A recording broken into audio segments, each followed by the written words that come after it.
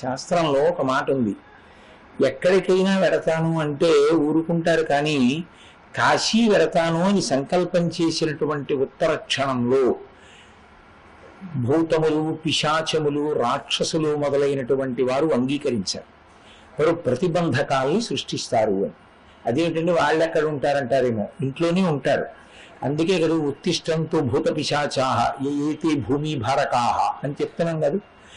మీరు ఇక్కడి నుంచి లేచిపోండి, ఎందుకంటే మాకు మీకు విరోధం ఏమీ లేదు, మేము ఈశ్వరుణ్ణి ధ్యానం చేయాలనుకుంటున్నాం, కాబట్టి మీరు తొలగిపోండి అని మనం ప్రార్థన చేస్తాం.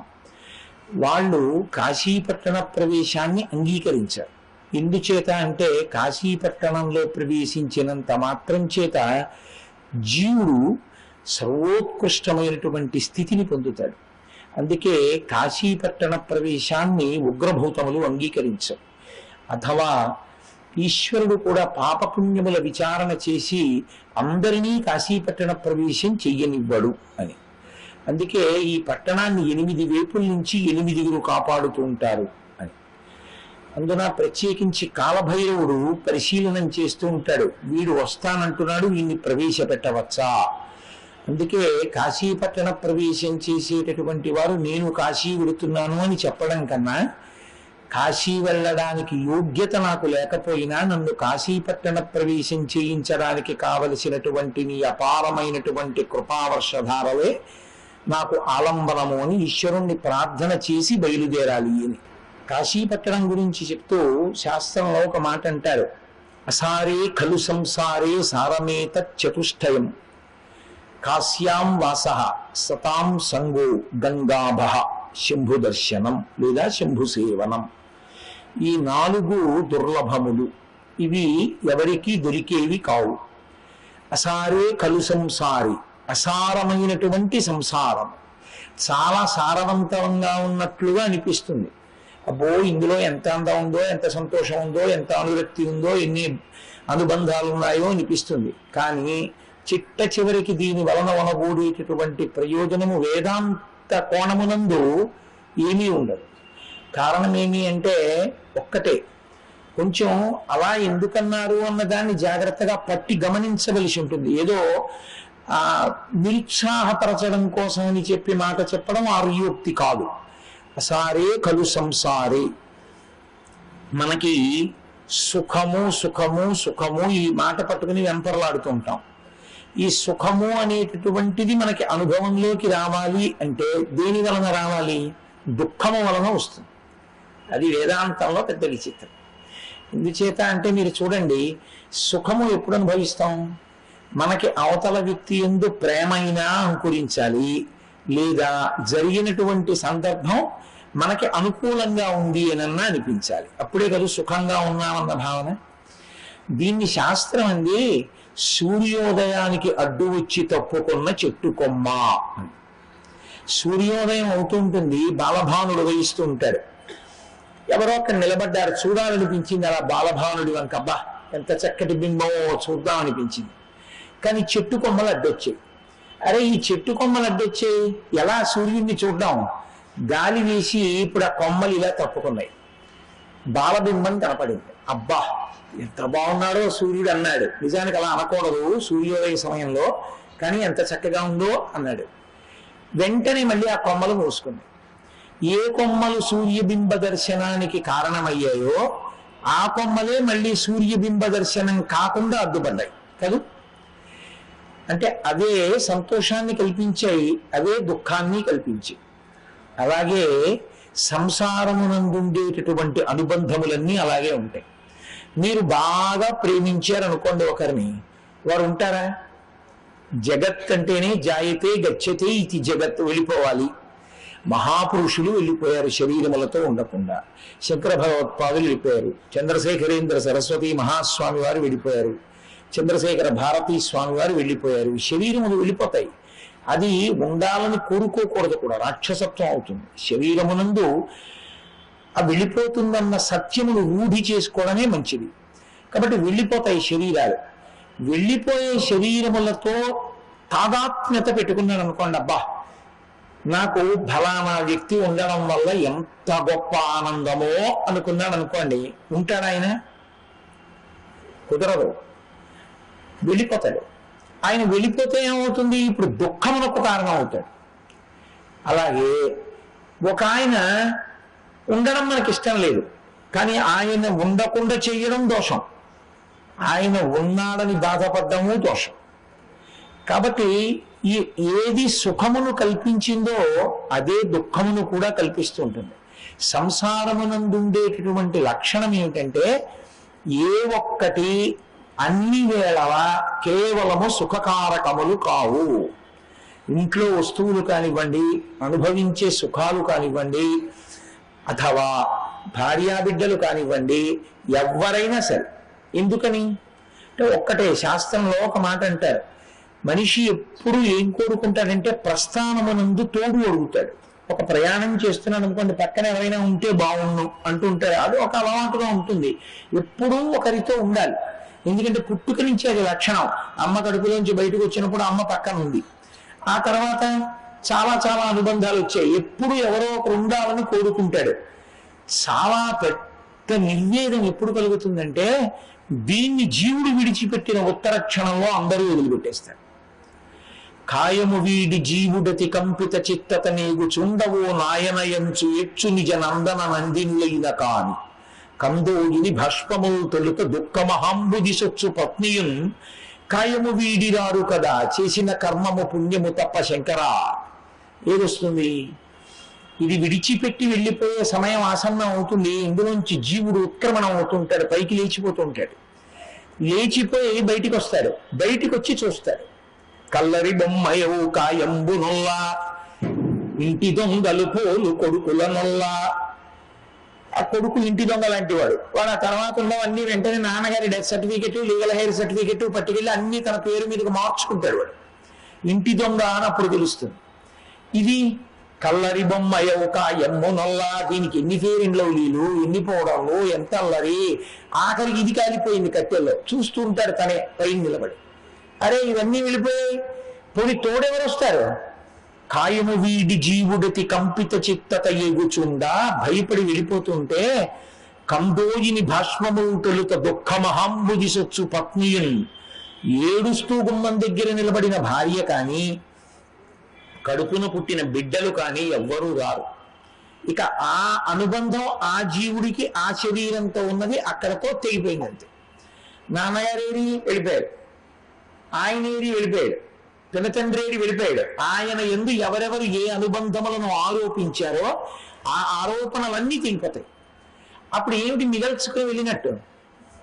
వీటితో పెట్టుకున్నవన్నీ ఏమైనట్లు? ఏమీ పట్టుకురాలేదు జీవుడికి. కాబట్టి అది అసారే కలు సంసారే. నీ జీవుడికి సారవంతం చెయ్యలేదు. నువ్వు పెట్టుకున్న ఏ అనుబంధమో నీకు ఉద్ధరణ హేతువు కాలేదు. ఈశ్వరుడితో పెట్టుకున్నది, భక్తులతో పెట్టుకున్నది నీకు ఉద్ధరణ కారకం, అది సంసారము కాదు. అందుకే అసారే కలు సంసారే సారమేవ సారమేత చతుష్టయం. 4 సారవంతములు, మిగిలినవి ఏవి సారవంతములు కావు. శంకరులు ఒక చోట అద్భుతమైన శ్లోకం ఇచ్చారు. అదొక్కటి ప్రతిరోజు బి కాంప్లెక్స్ క్యాప్స్యూల్ వేసుకున్నట్లే ఆ శ్లోకాన్ని ప్రతిరోజు ఒక్కసారి తలుచుకుంటే వెర్రి ఉండదు.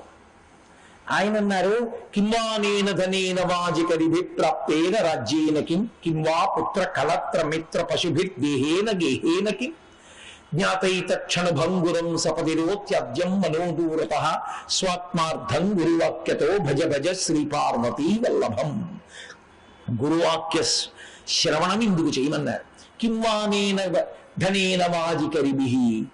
సంపాదించి తెచ్చినవి చాలా ఉన్నాయి, ఏవి వస్తాయి తనతో? అన్నిటికన్నా ముందాగిపోయేది ఏది? కింవానేన ధనేన. జీవితంలో లేచి ఉన్న సమయంలో చాలా భాగాన్ని దేని కొరకు అత్యంత శ్రద్ధతో వెచ్చించాడు? ఐశ్వర్య సంపాదన కొరకు. కేవలం డబ్బంటే డబ్బని కాదు, భోగస్థానములన్నీ. ఏమయ్యాయి ఇవన్నీ? ఏవి కనీసంలో కనీసం కించిత్ కదలలేదు. తాను అన్నిటినీ కదిలించి తనవిగా తెచ్చాడు. ఇది నాది, ఎక్కడి నుంచో తెచ్చి ఇంట్లో పెట్టాడు. ఇప్పుడు అది ఆయన వెళ్ళిపోతున్నాడు, కనీసం కదలదు. అది కదలదు, అదేమీ బాధ వ్యక్తం చేయదు. ధనము రాదు. కింవానేన ధనేన వాజికరిభి. గుర్రాలు ఏనుగులు, ఈ రోజుల్లో అయితే వాహనాలు అసలు. ఆ కార్ల షెడ్లోంచి కారేం బయటకు వచ్చి చూస్తుంది యజమాని వెళ్ళిపోతున్నాడని, అదేం చూడదు. వాజికరిభి ప్రాప్తేన రాజ్యేన కిం, ఇక రాజ్యం గురించి ఏం చెప్పాలి? కారే రాజులు రాజ్యముల్ గెలివరే గర్వోన్నతిం పొందరే వారేరి సిరి మూట కట్టుకొని పోవంజాలిరే భూమిపై పేరైనం కలదే శిబి ప్రముఖులను ప్రీతిం యశక్కాములయ్యీరే కోర్కెలు వాళ్ళంతలపరే ఈ కాలమున్ భార్గవ అంటారు పోతన గారు. నేను భూమిపతిని అన్నవాళ్ళు కోట్ల మంది ఉన్నారు. ఏరి పేరు కూడా తెలియదు చాలా మంది. ఇప్పుడు వాడు ఉన్నన్నాళ్ళు భూమిపతిని అన్నాడు, వెళ్ళిపోయాడు. కాబట్టి కింవానేన ధనేన వాజికరిభి ప్రాప్తేన రాజ్యేన కిం కింవా పుత్ర కళత్ర మిత్ర పశుభి దేహేన గేహేన కిం. ఇక భార్య, పిల్లలు, స్నేహితులు ఇవన్నీ ఎక్కడ ఉన్నాయి? ఆఖరి ఊపిరి బయటికి వెళ్ళిపోగానే దాంతో సంబంధం అంతా తెగిపోయింది, అందరూ వదిలిపెట్టేశారు. గేహేన కిం, శరీరమే తోడు రాదు, అదే కాలిపోతుంది. ఇక్కడ శరీరం ఇక్కడ వదిలిపెట్టేస్తాం. కాబట్టి గేహేన కిం, మరి ఏవి నీ జీవుణ్ణి ఉద్ధరించేవి కావు, నీ జీవుడితో వచ్చేవి కావు, నీకు రక్షణ ఉద్ధరణ కల్పించగలిగేవి కావు. దాని మీద మాత్రం జాగృతి ఎందు ఉన్నంత తాదాత్మ్యత వేరొక దాని ఎందు ఉండదు. శంకర భగవత్పాదులు ఏదైనా చెప్పారు అంటే పరిశీలించుకో అని ఆయన ఉద్దేశ్యం. జగద్గురువులు కనుక వారొక మాట మాట్లాడితే ఎలా మాట్లాడతారంటే నాలా ఊకదంపుడుగా మాట్లాడరు. ఆయన ఒక్క పాదం చెప్తారు, నాన్న బాగా విచారణ చెయ్యి. కింవానేన ధనేన, జబ్బు కోసం వెంపర్లాడి తిరుగుతున్నావే, జీవుడు వెళ్ళినప్పుడు వస్తుందా? జీవుడు కాశీకి వెళ్ళాడు, జీవుడు శరీరాన్ని తీసుకుని దీన్ని ఉపకరణంగా తీసుకుని కాశీకి వెళ్ళాడు, గంగలో ములిగాడు, అది వస్తుంది నీకు తోడుగా. డబ్బు రాదు. ఇప్పుడు డబ్బుని డబ్బుగా దాచుకునే ప్రయత్నం చేయకు, డబ్బుని కాశీయాత్ర ఉపయోగించుకోవడం నేర్చుకో. కాబట్టి కింవానేన ధనేన వాజికరిభి ప్రాప్తేన రాజ్యేన కిమ్మని శంకరులంగంలో ఎంత అసారమో సంసారం చెప్తున్నారు. అసారే ఖలు సంసారే సారమీత చతుష్టయం. కానీ ఈ అసారమైన సంసారమునందు ఈ శరీరంలో మనం ఉండగా చాలా సారవంతమైనవి, మనని అనుగ్రహించగలిగినవి, లోనున్న దాన్ని పైకి ఎత్తగలిగినది. ఏది? ఓ విత్తనం నేల మీద పడుంది అనుకోండి, ఓ బండ మీద పడుంది, అసలు మొలకెత్తడం సమస్య లేదు. ఊసర క్షేత్రంలో పడుంది, మొలకెత్తదు. సారవంతమైన భూమిలో పడుంది. ఇప్పుడు దానికి ఒక నీటి చుక్క తగిలింది అనుకోండి, అది లోపల నుంచి అంకురం పైకొచ్చి మహావృక్షం అవుతుంది. సారమీత చతుష్టయం. మనకి లోపల ఉన్నటువంటి జీవుణ్ణి బాగా పోషించి భగవంతుడి వైపు నడిపించగలిగినవి 4 సారమీత చతుష్టయం. అవి కాశ్యాం వాస, కాశీపట్టణానికి వెళ్ళి కాశీపట్టణంలో ఉండడం. అంటే కాశీపట్టణానికి వెళ్ళి ఏదో కాశీపట్టణం చూశామని చెప్పి వెంటనే వెళ్ళిపోవడం కాదు, కాశీపట్టణంలో ఉండాలి. ఇక్కడ కాశ్యాం వాస. కాబట్టి మీరు గమనించవలసిన మొదటి లక్షణం ఏమిటంటే, మీరు వెళ్ళి ఏం చేశారన్న దాంతో సంబంధం లేకుండా మీరు వెళ్ళి ఉంటే చాలు అనుగ్రహించగలిగిన పట్టణం కాశీపట్టణం. కాశీపట్టణానికి వెళ్ళి ఏం చేశాడు? ఆయన అదృష్టం. వెళ్ళి ఏమైనా చేస్తే ఏమీ చేయలేదు, కాశీలో ఉన్నాడు, అనుగ్రహం వస్తుందా? పరిపూర్ణంగా వస్తుంది. కాశీలోనే కాపురం చేసిన వాడు అదృష్టవంతుడు. కనీసం కాశీ వెళ్ళి ఉన్నాను ఇన్ని రోజులు, ఏం చేసావు? ఏమీ చేయలేదు. వంట వాళ్ళని తీసుకెళ్లి పలహారం చేయించుకునేవాడిని, మధ్యాహ్నం భోజనం చేసేవాడిని, సాయంకాలం ఎవరో ఒక ఆయన వచ్చేదో చెప్పాడు విన్నాను, రాత్రి పడుకున్నాను. ఇది ఇంకొక క్షేత్రానికి వెళ్ళి అన్నారనుకోండి, మీరు ఉపయోగించుకోలేదని గుర్తు. కాశీకి వెళ్ళి ఇలా అన్నారనుకోండి, అంటే అలా ఉండమని నా ఉద్దేశ్యం కాదు, కానీ కాశీకి వెళ్ళి అలా ఉన్నా చాలని చెప్తాను శాస్త్రం. కాశ్యాం వాస, కాశీలో ఉంటే చాలు. కాశ్యాం వాస సతాం సంగో, సత్పురుషులతోడి సహవాసం ఉంటే. ఎందుకని? సత్పురుషుడు ఎటువంటి వాడంటే ఏనుగు పక్క మావటి వంటి వాడు. ఏనుగు తొండానికి ఒక లక్షణం ఉంటుంది, అది ఎప్పుడు ఇలా ఎత్తుతూ ఉంటుంది, ఇలా నడిచి వెళ్ళిపోతూ ఉంటుంది, ఆ పక్కన ఉన్న కొమ్మని ఇలా ఉంచుతుంది, ఇలా వెళ్ళిపోతూ ఉంటుంది, ఏదో కనబడితే దాన్ని లాగుతూ ఉంటుంది. మావటి పక్కన నడుస్తున్నారు అనుకోండి, ఇలా తొండని ఎత్తినప్పుడల్లా ఒకసారి ఇలా అంటాడు, అంటే ఇలా దింపేస్తూ ఉంటుంది. ఏమి పాడు చేయదు. అలాగే మన మనస్సు కూడా ఏనుగు తొండంలో ఊగుతుంటుంది, ఎప్పుడు దేని వైపుకు వెళ్ళిపోదామా అని. పక్కన ఒక సత్పురుషుడు ఉన్నాడు అనుకోండి, ఆయన అలా అటు ఇటు వెళ్ళనివ్వడు. ఆయన భగవంతుడి వైపుకి తిప్పుతాడు మావటి వాళ్ళ. కాబట్టి సతాం సంగో, ఒక సత్పురుషుడితోటి సహవాసము. సతాం సంగో గంగాభ, గంగా నదీ స్నానము. గంగా నది యందు ములుక, స్నానము వేరు, స్నానములో అనేక రకాలు ఉంటాయి. నేను మీతో తరచు మనవి చేస్తుంటాను ఈ విషయాన్ని. నీళ్లు తీసి తలమించి పోసుకోవడం అనేటటువంటి ప్రక్రియ హీనాతిహీనమైనటువంటి ప్రక్రియ. స్నానము అంటే నిజానికి మజ్జనము. మజ్జనము అంటే తల మునిగేటట్టుగా నీటి యందు మునగాలి, మునిగితే స్నానం చేశాడని. కాబట్టి గంగాభ, గంగా నది యొక్క స్నానము. శంభు సేవనం, శంభు అంటే శంభావయతీతి ఇది శంభు. మనకి సుఖమును ఇచ్చేటటువంటి వాడు శంభు సేవనం. నాలుగోది శంభు అన్న మాటకి శంభావయతీతి ఇది శంభు. మనకి సుఖము అన్న భావనని ఇచ్చేవాడు, సుఖమును ఇచ్చేవాడు శంభుమూర్తి. అయితే అస్తమానం సుఖాలే ఇస్తూ వెళ్ళడం సాధ్యం అవుతుందా? మీరు ఒకటి ఆలోచించండి. అసలు దుఃఖస్పర్శ లేని సుఖము మనుష్య ప్రాణికి ఉండదు. ఎప్పుడూ సుఖమే అనుభవిస్తాను అన్నాడు అనుకోండి, ఒక్కనాటికి వాడు మనుష్యుడుగా ఉండడానికి వీలు లేదు అని గుర్తు. అందుకే మనుష్య శరీరంలోకి వస్తే శంకర భగవత్పాదులంతటి వారికి భంగధర వ్యాధి వచ్చింది, రామకృష్ణ పరమహంస అంతటి వారికి రాచపుండి పుట్టింది, రమణ మహర్షి అంతటి వారికి సర్కోమా పుట్టింది. జ్ఞాని దాన్ని సాక్షిగా చూస్తాడు, శరీరమే పుండు, పుండికి పుట్టిన పుండు అని. తప్ప ఎప్పుడూ సుఖంగా ఉండడం కుదరదు. ఎప్పుడూ సుఖంగా ఉండాలి అంటే కేవలము పుణ్యమే చేసి ఉండాలి. కేవలము పుణ్యమే చేస్తే అసలు మనుష్యుడిగా ఉండడు, దేవతగా ఉంటాడు. కాబట్టి మనుష్యుడిగా ఉన్నాడు అంటే సుఖ దుఃఖములు రెండు అనుభవిస్తాడు అని గుర్తు, పాపపుణ్యములు రెండు. కానీ మరి ఎదగడం అంటే దుఃఖమునకు సుఖమునకు సాక్షిగా ఉండగలిగిన జ్ఞానిగా పెరగగలగాలి. ఆ జ్ఞానమును పొందాలి ఈశ్వరానుగ్రహంతో. దానికి తొలిమెట్టు వైరాగ్యం. వాయువు చూడండి అలా వెళ్ళిపోతూ మల్లె పువ్వులు వించెడుతుంది. ఇప్పుడు మల్లె పువ్వుల యొక్క సంస్పర్శ చేత అబ్బా సువాసన అంటారు, అలా అని పొంగిపోదు, గాలి వెళ్ళిపోతుంది. ఏదో ఒక కుక్క కళేబరం మీద గెడుతుంది, దుర్గంధం చి అని ఇలా ముక్కు మూసుకుంటారు, గాలి కుంగిపోదు, వెళ్ళిపోతుంది. పొంగు కుంగు లేకుండా ఉండగలగడాన్ని వైరాగ్య సుఖము అంటారు. దాన్ని మించిన సుఖం ఇంకోట్లేదు. మిగిలిన సుఖాలు సముద్రపు టలలలా తిరిగి విరిగి పడిపోతాయి. వైరాగ్య సుఖము కేవల సుఖం. దాని ఎందుకంటే ఇంకా కష్ట సుఖములు రెండింటికి కూడా సాక్షిగా ఉంటాడు తప్ప, వస్తాయి పాపపుణ్యములు అనుభవం వెళ్ళిపోతున్నాయి మంచిదే అని సాక్షిగా ఉంటాడు. కాబట్టి ఆ వైరాగ్య సుఖమునిచ్చిన వాడెవరో వాడు శంభుమూర్తి. బాహ్యమునందు సుఖం ఇస్తాడు, అసలు గొప్పదైనటువంటి వైరాగ్య సుఖాన్ని ఇస్తాడు. దానివల్ల మోక్షమునకు కారణమవుతుంది, జ్ఞానావిర్భావములకు హేతు అవుతుంది. కాబట్టి అది ఇవ్వగలిగిన వాడెవరో వాడు శంభు. శంభు సేవనం. శంభుమూర్తి అంటే వేరెవరో కాదు, విశ్వేశ్వరుడు విశ్వనాథుడే శంభుమూర్తి. కాబట్టి ఈ నాలుగు ఉన్నాయే, ఇవి అసారమైనటువంటి సంసారమనందు అత్యంత సారవంతములు. ఏవి?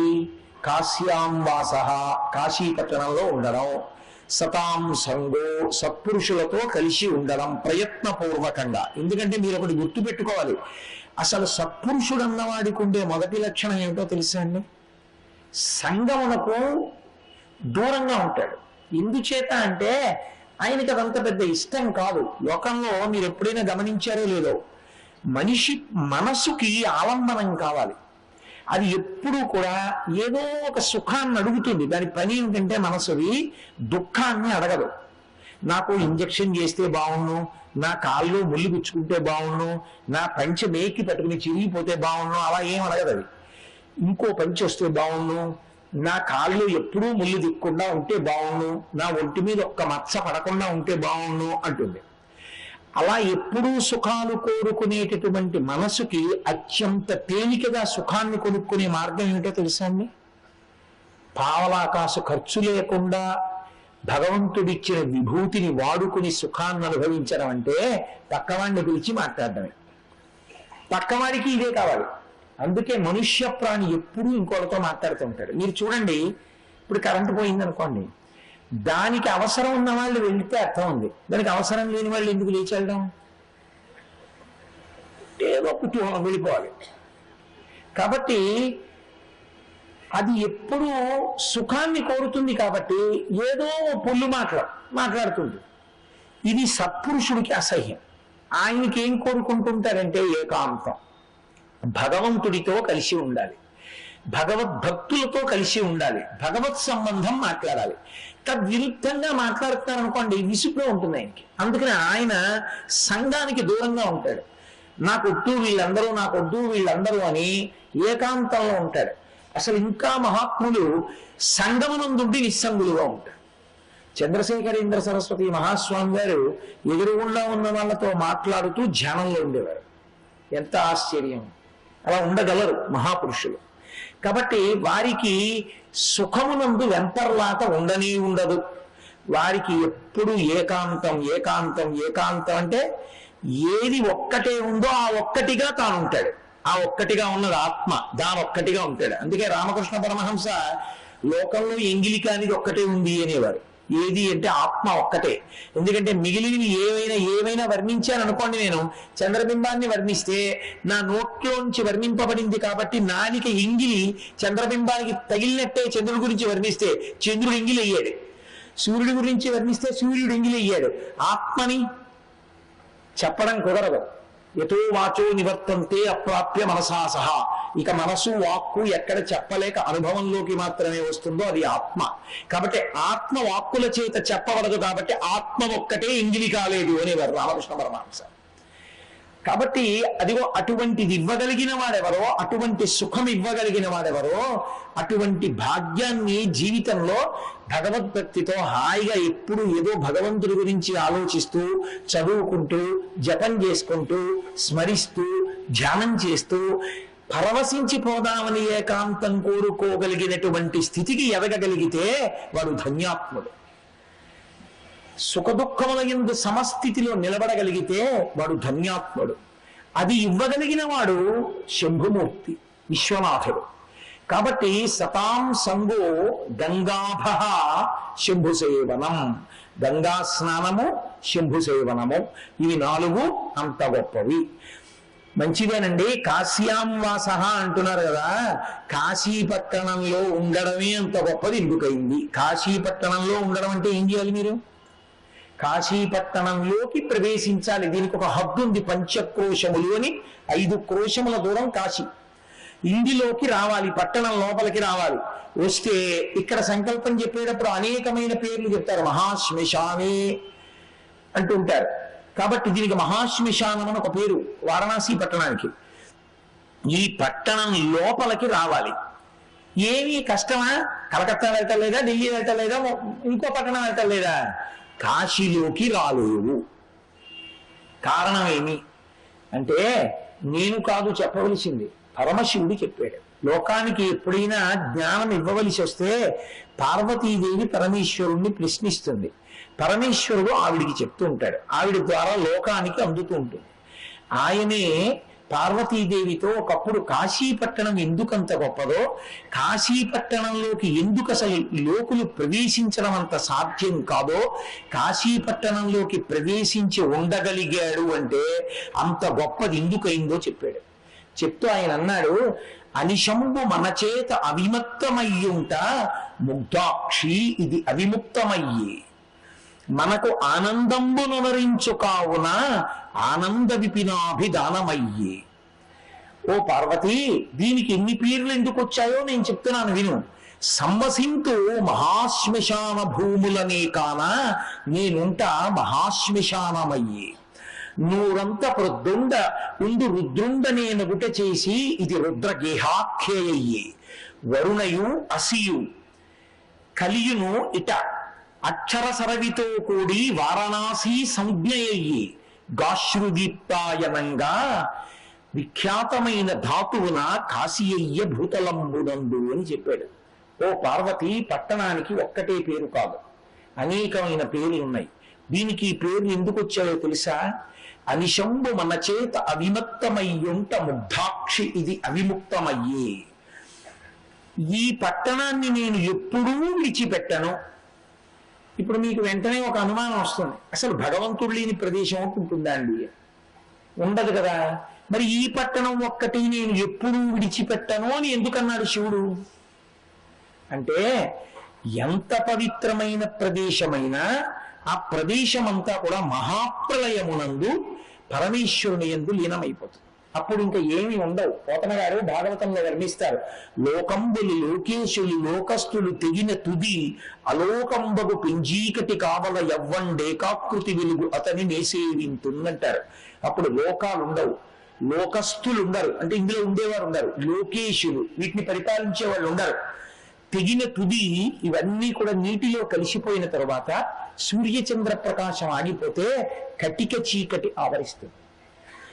అలోకంబగు పింజీకటి కావల యవ్వండేకాకృతి వెలుగు, వీటికి అవతల ఒక్క ఆయన ఉండిపోతాడు. నతత్వ సూర్యోభాతి నచంద్రతారకం నేమా విద్యుతో భాతి కుతోయమగ్ని, అక్కడిక సూర్యచంద్రులు ఎవరు ఉండరు, ఆయన ఒక్కడే ప్రకాశిస్తూ ఉంటాడు. అలా ప్రకాశించేటటువంటి పరమాత్మ ఒక్కడు ఉండిపోయి ఈ సమస్తమైనటువంటి బ్రహ్మాండములు లయమైపోతాయి, మహాప్రలయంలో అయిపోయి పరమేశ్వరుడిలో చేరిపోతాయి. శ్రీ ఉమామహేశ్వర పరబ్రహ్మార్పణమస్తు. స్వస్తి.